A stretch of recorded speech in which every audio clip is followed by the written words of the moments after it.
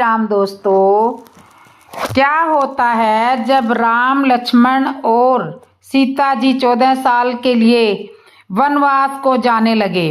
लक्ष्मण जी अति शीघ्र माता जी से आज्ञा लेकर लौटकर राम जी के पास आए। अपने प्रिय का साथ पाकर बड़े प्रसन्न है। राम जी ने पूछा, लक्ष्मण जी कहाँ गए थे? तुम कह रहे थे मैं माता पिता गुरु बंधु किसी को भी नहीं जानता हूँ। जब मैंने कहा आज्ञा ले आओ, जब तुम किसी को जानते नहीं तो आज्ञा लेने कहाँ गए थे? लक्ष्मण जी ने कहा, भैया मैंने यह कहा था कि मैं किसी को जानता नहीं हूँ। मैंने यह नहीं कहा था कि मैं किसी को मानता नहीं हूँ। मैं माता सुमित्रा के पास यह जानने के लिए गया था कि मेरी माता कौन है। राम जी ने पूछा, क्या जान गए आप कि माता कौन है? लक्ष्मण जी ने कहा, हाँ भैया मैं जान गया। माता सुमित्रा ने मुझे बताया है कि मेरी माता श्री जानकी जी है। ऐसा कहकर लक्ष्मण जी सीता जी के चरणों में गिर गए। श्री सीता जी ने सिर पर हाथ रखते हुए लक्ष्मण जी को आशीर्वाद दिया। ऐसा कहकर लक्ष्मण जी सीता जी के चरणों में गिर गए और सीता जी ने सिर पर हाथ रखते हुए लक्ष्मण जी को आशीर्वाद दिया। सीता जी, राम जी, लक्ष्मण जी वन के लिए आज्ञा मांगने हेतु महाराज दशरथ और माता कौशल्या, माता कैकेयी के भवन में आए। मंत्री सुमित ने दशरथ जी को बताया कि प्रभु आज्ञा लेने के लिए आए हैं। राम जी ने महाराज दशरथ जी से वन गमन की आज्ञा लेते हुए धीरज बंधाया। पितर आशीष आयुषु मोहि दीजिए। राजा दशरथ जी बोले, राम चाहे वन जाए किंतु इनके साथ में चतुर्गुणी सेना और राजकोष से भरपूर धन धान्य साथ में भेजा जाए, ताकि वन में ऋषि मुनियों के साथ रहे, हवन अनुष्ठान करें, दीन दुखियों की सेवा करें। इसी तरह 14 वर्ष का वन व्यतीत करें। कैकेयी माता ने जब यह सुना तो कहा, नहीं, आपने मुझे वरदान दिया है, अब इस राज्य पर मेरे पुत्र भरत का अधिकार है। राजकोष से मेरे पुत्र की अनुमति के बिना यहाँ से कुछ भी ले जाया जाए, यह तो राज्य मेरे पुत्र को स्वीकार नहीं होगा। मैंने तपस्वी वेश में जाने का वरदान राम के लिए मांगा, इसलिए यहाँ से यह तपस्वी के वेश में ही जाएंगे। यह सुनकर महाराज बहुत दुखी हुए। कैकेयी ने तुरंत तपस्वी वस्त्र राम जी के समक्ष बुलवा कर रख दिए। माता कैकेयी मधुर वचन बोलते हुए कहने लगी, राम तुम्हारे पिता श्री तुम्हें वन जाने के लिए कभी नहीं कहेंगे, चाहे यह इनका लोक और परलोक नष्ट कर लेंगे, किंतु तुम इनका हित चाहते हो तो तुरंत वन को चले जाओ। जब माता कैकेयी द्वारा सीता जी को तपस्वी भेष दिए जाने लगे, तब गुरु वशिष्ठ जी की पत्नी गुरु माता अरुंधति जी ने सीता जी से कहा, वनवास केवल राम को हुआ है, सीता को नहीं। इसलिए श्री सीता जी आज राजसी वस्त्र धारण कर सकती है। तपस्वी वस्त्र इनके लिए आवश्यक नहीं है। माता सीता ने क्षमा मांगते हुए गुरु माता से कहा, गुरु माता, जिनका स्वामी तपस्वी के वेश में हो, उनकी भार्या राजसी वस्त्रों में सुशोभित हो, क्या यह उचित होगा? इसमें मेरे ससुराल की मर्यादा और गौरव नहीं है। मैं भी तपस्वी वस्त्र धारण करूंगी। सीता ने भी तपस्वी भेष धारण किए, तपस्वी वस्त्र धारण किए। तब गुरु माता अरुंधति जी ने कहा, नहीं, आभूषण मत उतारिए, पति के साथ रहते हुए आभूषण उतारना अशुभ होता है। माता अरुंधति की आज्ञा को सीता जी सहित सभी ने माना। माता पिता को प्रणाम करके श्री राम लक्ष्मण जानकी जाने लगे। दशरथ जी की दशा बहुत दयनीय हो गई। रानियों ने उन्हें कई तरह से धीरज बंधाते हुए प्रयास किया। राम जी मुनियों का वेश धारण करके माता पिता को प्रणाम करके चले। दशरथ जी ने सुमित को आदेश दिया कि राम लक्ष्मण जानकी को पैदल मत जाने दो, सुमित रथ लेकर आओ और इन्हें 4 दिन वनवास में घुमाकर वापिस अयोध्या ले आना। अब जानकी जी भयानक जंगल को देखकर डरने लगे। तब तुम इन्हें मेरी सीख सुनाना। जानकी कहीं भी रहे, पिता के घर रहे या ससुराल में रहे, जहाँ इनकी इच्छा हो वहाँ रह सकती है। मेरा यह संदेश सीता जी को सुना देना। दशरथ जी सुमंत को समझा रहे हैं कि यह सब बातें तुम अवसर देखकर कहना। जब सीता जी भयानक जंगल को देखकर डरे तब कहना, ताकि उन पर मेरी बातों का प्रभाव होगा। यदि श्री सीता जी लौट कर आ गई तो मेरे प्राणों को सहारा हो जाएगा, नहीं तो मेरा मरना तय है। सुमंत ने सारा संदेश राम जी को सुनाया और सीता जी सहित दोनों भाइयों को रथ पर चढ़ाकर वनवास के लिए रवाना हो गए। दोस्तों इस तरह से श्री राम, लक्ष्मण और सीता जी तपस्वी भेष में वन के लिए निकल गए। कैकेयी निंदा की पात्र है या वंदना की पात्र है? सुनिए। अयोध्या के राजा दशरथ की अति प्रिय रानी कैकेयी के द्वारा 2 वरदान मांगना उसका अपना कोई चिंतन नहीं था, लेकिन दासी मथुरा ने जब इन 2 वरदानों के साथ भरत की भावी सुरक्षा का सवाल भिन्न भिन्न युक्तियों के माध्यम से समझाया तो अपने हित अनहित का विचार किए बिना एक माँ के हृदय ने कुटिल मथुरा की सलाह के अनुसार वे 2 वरदान महाराज दशरथ से मांग लिए, जो अंत रामायण की कथा के आधार बने। लेकिन इस सुरक्षा के चिंतन के कारण कैकेयी को अपने जीवन में तो लांछना और अवहेलना मिली, लेकिन चलते चलते उनका प्रबंध भी अभिशप्त हो गया। रामायण के नारी पात्र कैकेयी का स्मरण आम आदमी घृणा और तिरस्कार के साथ करता है। आज भी कोई अपनी पुत्री का नाम कैकेयी नहीं रखता है और न ही रामायण के पारायण के दौरान कैकेयी के चरित्र पर किसी का ध्यान आता है।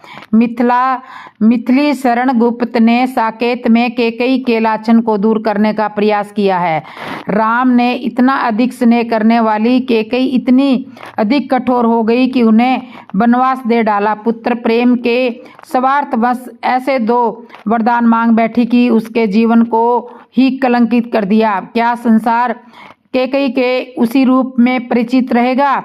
क्या वे तथ्य सामने नहीं आने चाहिए जिनके कारण कैकेयी को कलंकित होना पड़ा? कैकेयी निंदा की पात्र है या वंदना की पात्र? अथवा तो कैकेयी रघुवंश का हित चाहती थी या अनहित? एक संत का कहना है कि कैकेयी वंदनीय और सिर्फ वंदनीय ही है। उन्होंने बतलाया है कि श्रवण कुमार के पिता रतन ऋषि नंदीग्राम के राजा अश्वपति के राज पुरोहित थे और कैकेयी राजा अश्वपति की बेटी थी। रतन ऋषि ने कैकेयी को सभी शास्त्र, वेद, पुराण की शिक्षा दी थी।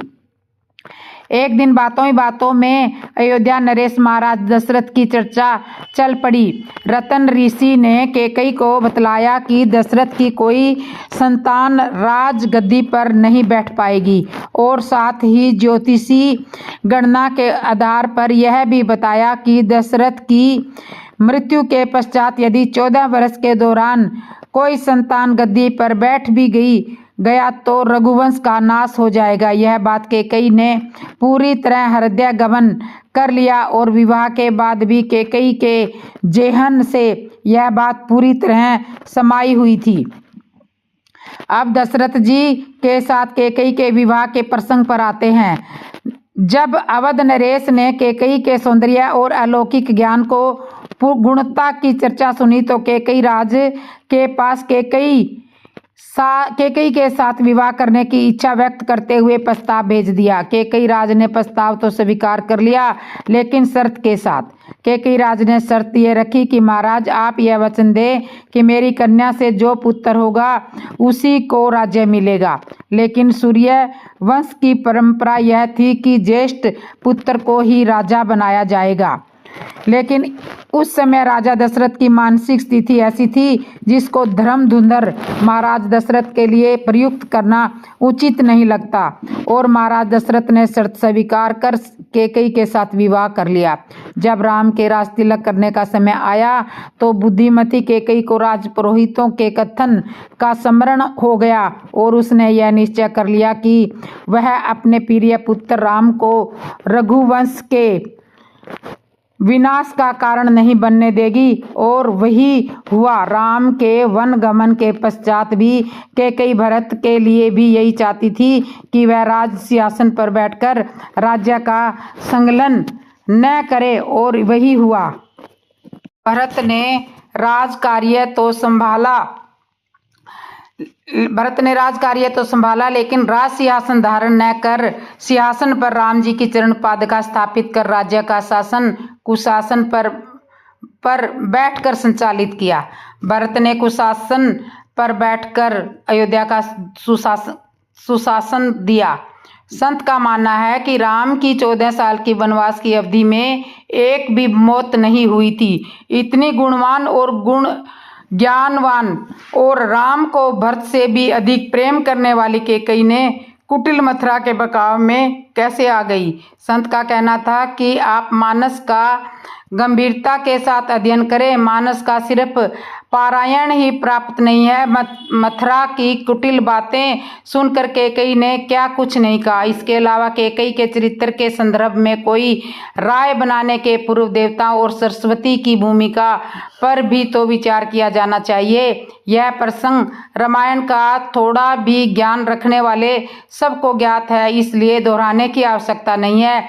ऐसी परिस्थिति से घिर कर ही तो कैकेयी को ऐसे 2 वरदान मांगने पड़े, जिनके चलते वह हर काल और युग में एक कलंकनी के रूप में ही परिभाषित होती रही। अपने जिस पुत्र भरत के लिए राज्य मांगा, उसी पुत्र से कैकेयी को कितनी लांछना भोगनी पड़ी। भरत ने अपनी माता के प्रति कुवचन कहे, उनको भी कैकेयी रघुवंश की सुरक्षा के लिए सहन कर गई।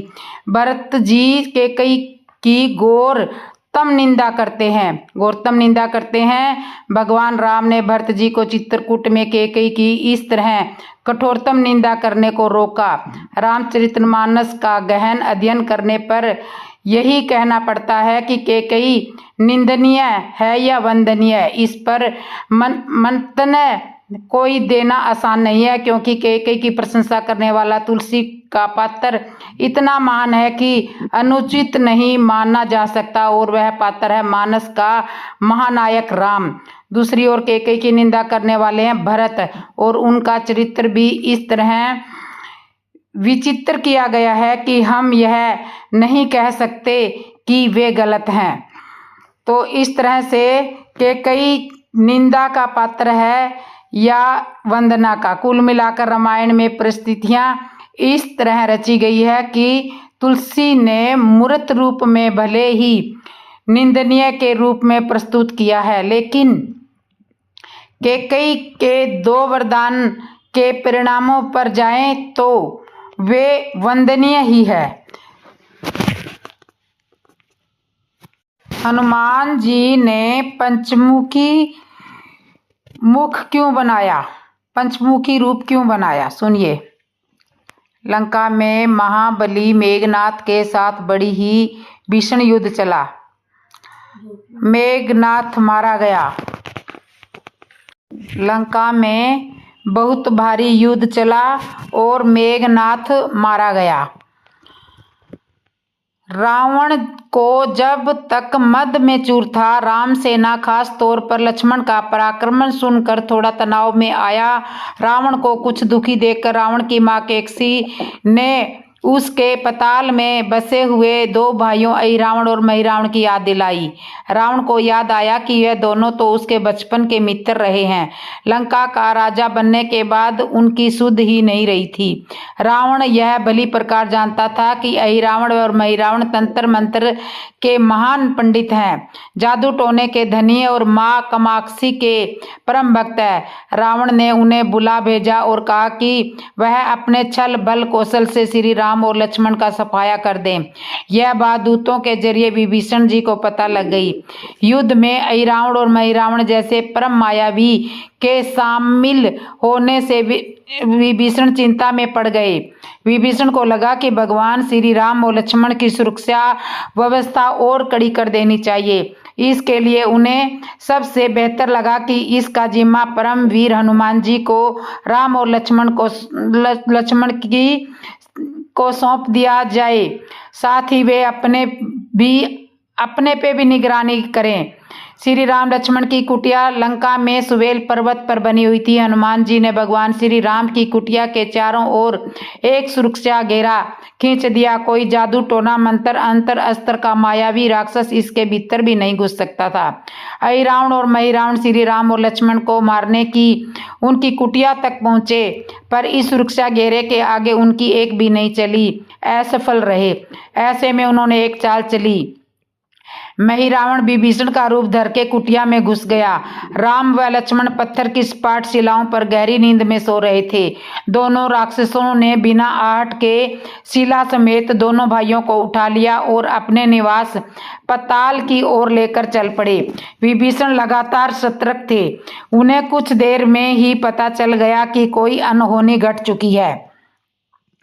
विभीषण को महिरावण पर शक था। उन्हें राम लक्ष्मण की जान की चिंता सताने लगी। लक्ष्मण जी ने हनुमान जी को महिरावण के बारे में बताते हुए कहा कि वे उसका पीछा करें। लंका में अपने रूप में घूमना राम भक्त हनुमान के लिए ठीक न था और उन्हें पक्षी का रूप धारण कर लिया और पक्षी का रूप में ही निकुबला नगर जा पहुंचा। निकुबला नगरी में पक्षी रूप धरे हनुमान जी ने कबूतर और कबूतरी को आपस में बतियाते हुए सुना। कबूतर कबूतरी से कह रहा था कि अब रावण की जीत पक्की है। अहिरावण व महिरावण राम लक्ष्मण को बलि चढ़ा देंगे, बस सारा युद्ध समाप्त। कबूतर की बातों से बजरंग बली को पता चला कि दोनों राक्षस राम रावण को सोते हुए में उठाकर कामाक्षी देवी को बलि चढ़ाने के लिए पताल लोक में ले गए हैं। हनुमान जी वायु वेग से रसातल की ओर बढ़े और तुरंत वहां पर पहुंचे। हनुमान जी को रसातल के प्रवेश द्वार पर एक अद्भुत पहरेदार मिला, जिसका आधा शरीर वानर का था और आधा मछली का था। उसने हनुमान जी को पताल में प्रवेश करने से रोक दिया। द्वारपाल हनुमान जी से बोला कि मुझको परास्त किए बिना तुम्हारा भीतर जाना असंभव है। दोनों में लड़ाई ठन गई। हनुमान जी की आशा के विपरीत यह बड़ा ही बलशाली और कुशल योद्धा निकला। दोनों ही बड़े बलशाली थे। दोनों में बहुत भयंकर युद्ध हुआ, परंतु जब बजरंग बली के आगे न टिक सका, आखिरकार हनुमान जी ने उसे हरा दिया। पर उस द्वारपाल की प्रशंसा करने से नहीं रह सके। हनुमान जी ने उस वीर से पूछा कि हे वीर, तुम अपना परिचय दो।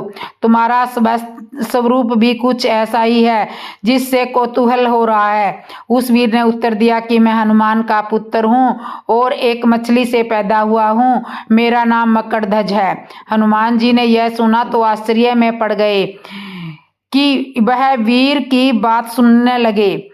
मकरध्वज ने कहा, लंका दहन के बाद हनुमान जी समुद्र में अपनी पूंछ में लगी अग्नि को शांत करने के लिए पहुंचे। उसके शरीर से पसीने के रूप में तेज गिरा। उस समय मेरी माँ ने आहार के लिए मुख खोला था।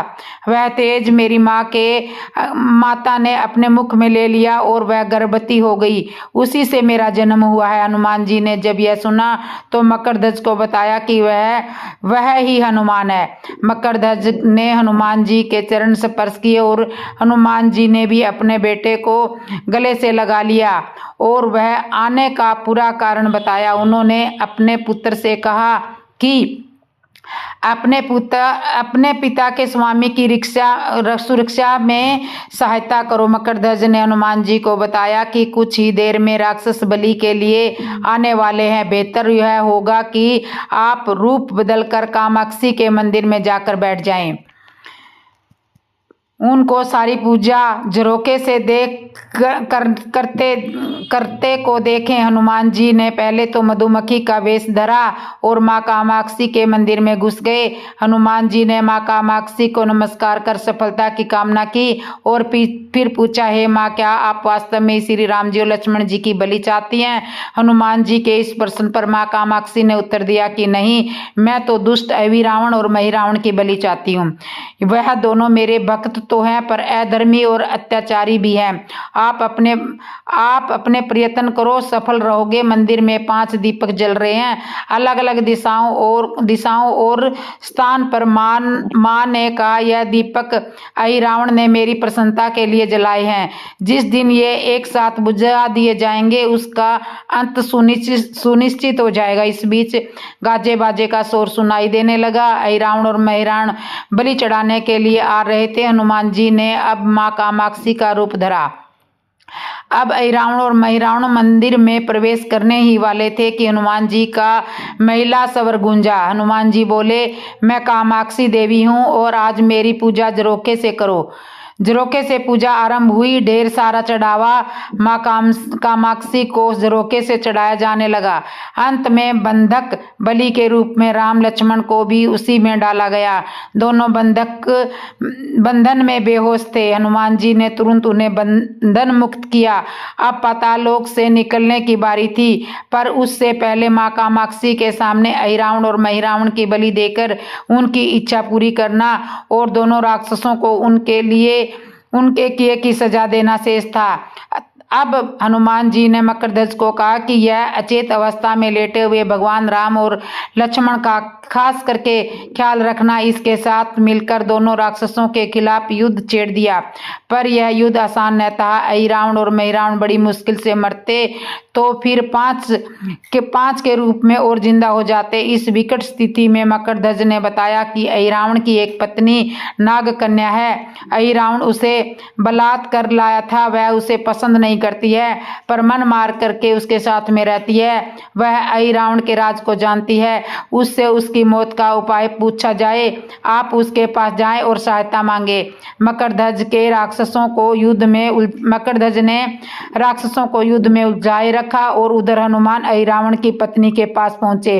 नागकन्या से उन्होंने पूछा कि यदि तुम अहिरावण की मृत्यु का भेद बता दोगे तो मैं उसे मारकर तुम्हें उसके चुगल से मुक्ति दिला दूंगा।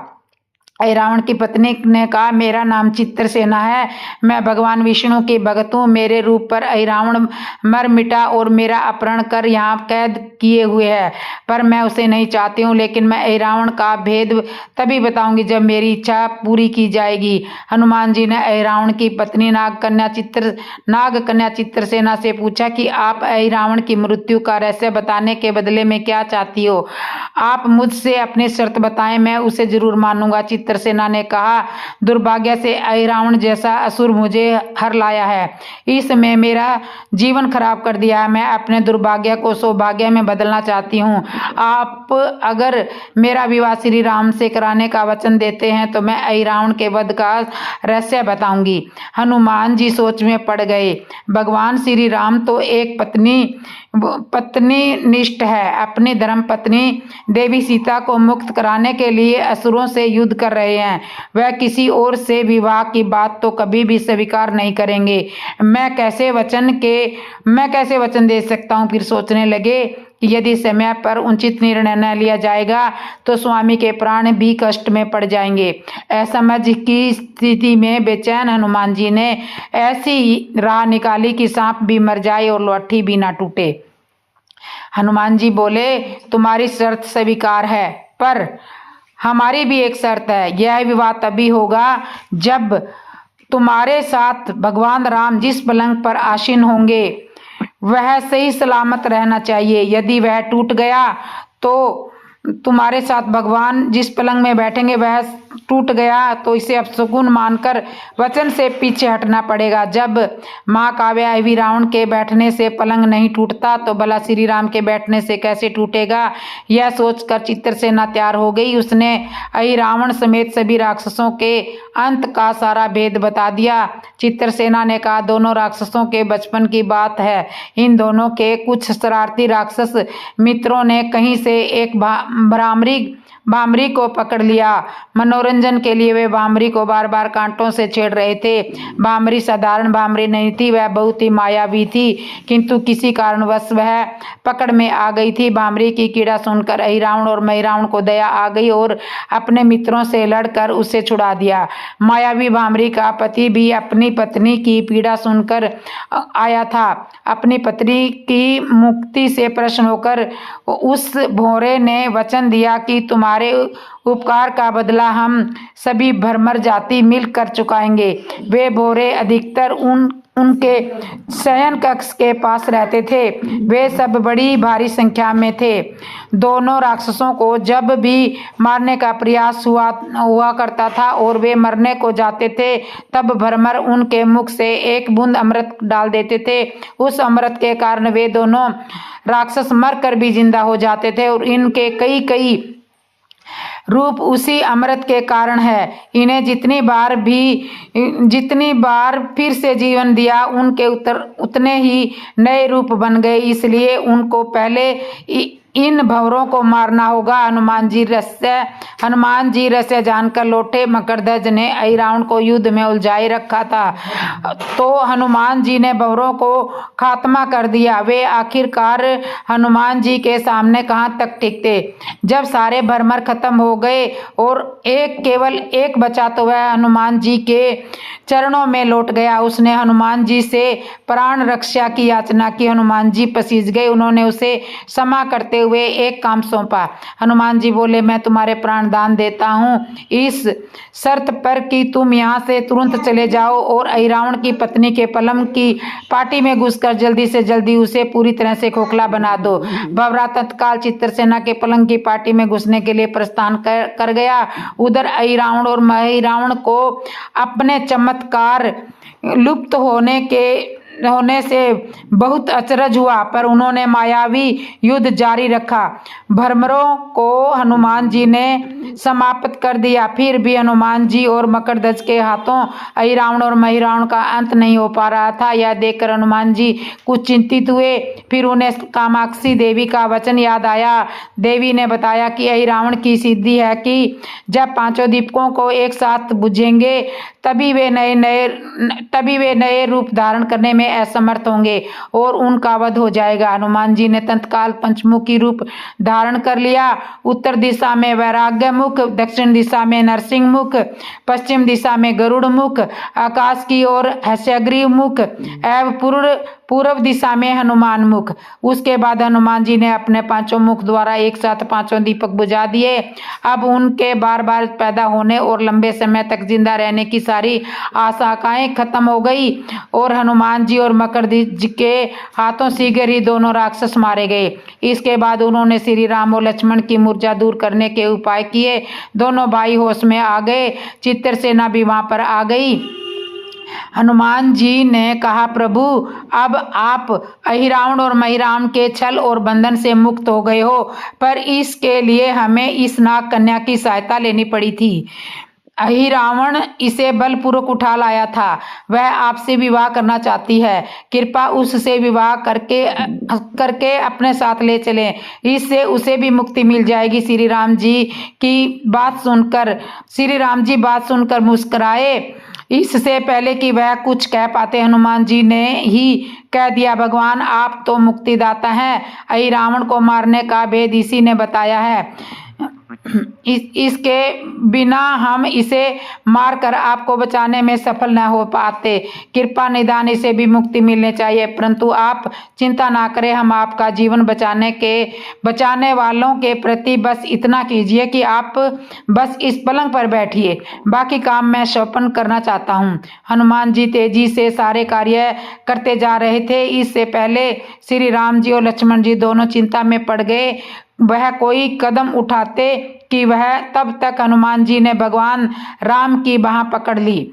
हनुमान जी ने भावावेश में प्रभु श्री राम जी की बाह पकड़कर चित्रसेना के उस सजे धजे विशाल पलंग पर बिठा दिया और श्री राम कुछ समझ पाते कि पलंग की खोखली पाटी चरमरा कर टूट गई। पलंग धराशायी हो गया। चित्रसेना भी जमीन पर गिर गई। हनुमान जी हंस पड़े और चित्रसेना से बोले, अब तुम्हारी शर्त तो पूरी हुई नहीं है, इसलिए यह विवाह भी नहीं हो सकता।